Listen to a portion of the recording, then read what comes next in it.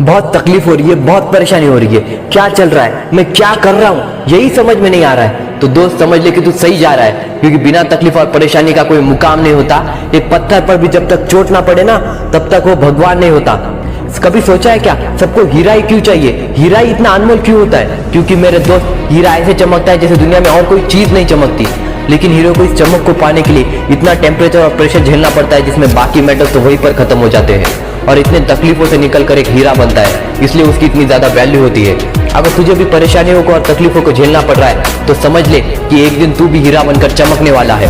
Don't ask God why मी, से try me. झेलो तकलीफों को और परेशानियों को, और इतना टूट जाओ कि कोई तुम्हें तोड़ ना सके। एक बच्चे की 9 ईयर की एज में माता की मृत्यु हो गई। बचपन में कई बार जमीन विवाद के कारण घर बदलना पड़ा। 21 ईयर की एज में अपने पिता से अलग हो गए। 24 ईयर की एज में बिजनेस में फेल हो गए।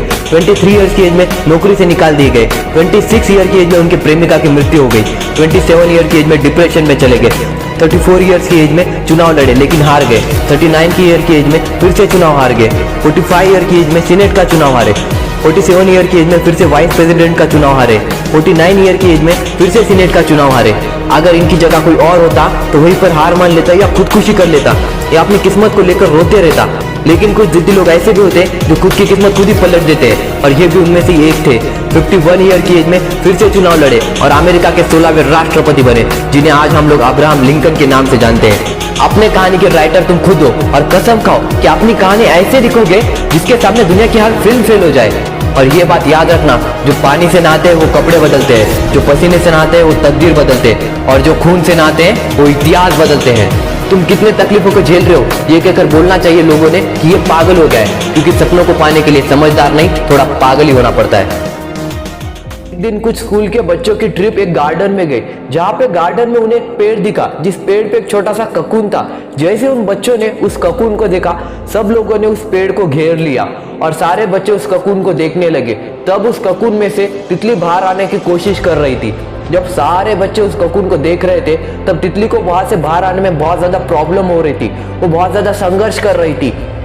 तब एक बच्चे को उसमें दया आ जाती है और वो जाके उस ककून को जरा सा चीर देता है, जिसकी वजह से तितली वहां से आसानी से बाहर आ पाए। और वैसा ही होता है, तितली उस ककून से आसानी से बाहर तो आ जाती है, लेकिन थोड़ी देर बाद वो तुरंत मर जाती है। तब टीचर वहां पे आती है और पूछती है कि इस तितली की मदद किसने की। तब वो बच्चा कहता है कि मैम मैंने की, लेकिन ये मरी क्यों मैम?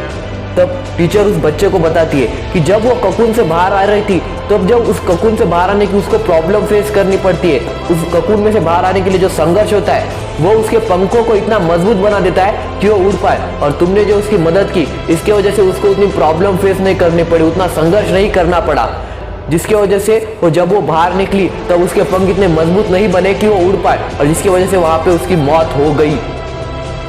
तो ये बात समझो कि प्रॉब्लम झेलना भी जरूरी है लाइफ में। मैं तो कहता हूँ सक्सेस पाने से ज्यादा प्रॉब्लम झेलना जरूरी है। अब्राहम लिंकन की आप स्टोरी समझ सकते हो, उन्होंने इतने फेलियर्स झेले हैं कि वो फेलियर से वो ऐसे आदमी बने कि अमेरिका के 16वें राष्ट्रपति बने।